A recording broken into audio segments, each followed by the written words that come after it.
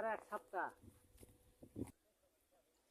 মানে একে অন্যরকম অনুভূতি। হ্যাঁ, মাঠের মানে গ্রাম থেকে যে মাঠের উদ্দেশ্যে একটা শান্তিপূর্ণ পরিবেশ, হ্যাঁ, প্রাকৃতিক পরিবেশে কিন্তু আপনার হচ্ছে অনেকটাই চলাচল। হ্যাঁ, আর এক সপ্তাহ গেলে ধানে কাটতে মানে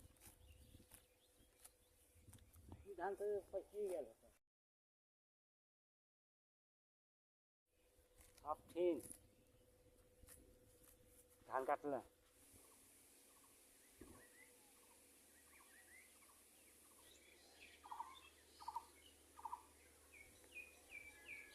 আপনার এই পাশের পলটে, হ্যাঁ, আপনার হচ্ছে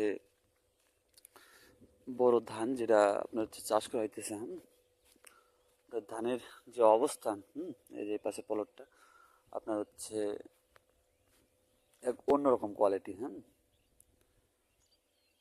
আর ওই পাশটার চাইতে এই পাশটা অনেকটা সুন্দর আর অনেকটা মানে লং হয়েছে। হ্যাঁ, বড় হয়েছে ধান গাছের যে ছোড়াগুলা। হ্যাঁ, এগুলা অনেকটা বড়। মানে সেটা নিম গাছ ছিল। হ্যাঁ, আপনার হচ্ছে মানে এখানে হয়তো বা পোকার আক্রমণটা অনেকটা কম হয়। তারপরে দু একটা মানে সমস্যা দেখা যায়, ওই যে ওই রকম। আপনার হচ্ছে আর এই সময়টাতে আপনার হচ্ছে বিশেষ একটা মানে রিক্সের ভিতরে আবহাওয়া কয়েকদিন ধরে কেমন জানি। হ্যাঁ, আপনার হচ্ছে বৃষ্টি হওয়ার সম্ভাবনা থাকে। এরকমটা আপনার হচ্ছে দু একদিন আবহাওয়া যে হ্যাঁ অনেকটাই ঠান্ডা। শীতল আবহাওয়া। এপাশে মোটামুটি তাও মনে করেন যে প্রায় চলে আসছে দেন। হ্যাঁ, কালার প্রায় চলে আসতেছে। এখন আবহাওয়া কিরকম লাগতেছে? হ্যাঁ, আচ্ছা, মানে পানি হওয়ার সম্ভাবনা আছে নাকি? বৃষ্টি বাদল হলে ধানের অনেকটা ক্ষতি হবো। হ্যাঁ,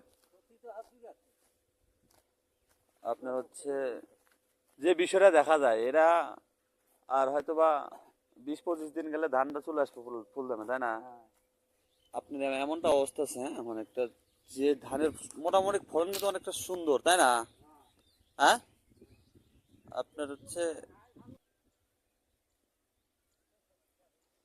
মানে একে অন্যরকম অনুভূতি। হ্যাঁ, মাঠের মানে গ্রাম থেকে যে মাঠের উদ্দেশ্যে একটা শান্তিপূর্ণ পরিবেশ, হ্যাঁ, প্রাকৃতিক পরিবেশে কিন্তু আপনার হচ্ছে অনেকটাই চলাচল। হ্যাঁ,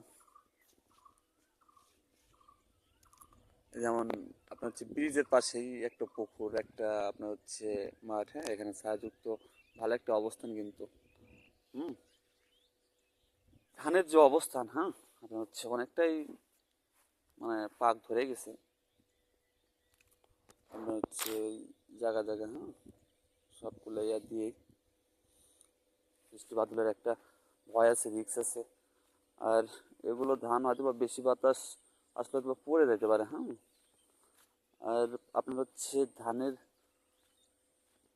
যে পলটটা আছে, হ্যাঁ, পলটটা কিন্তু একেবারে পানি জমা আছে।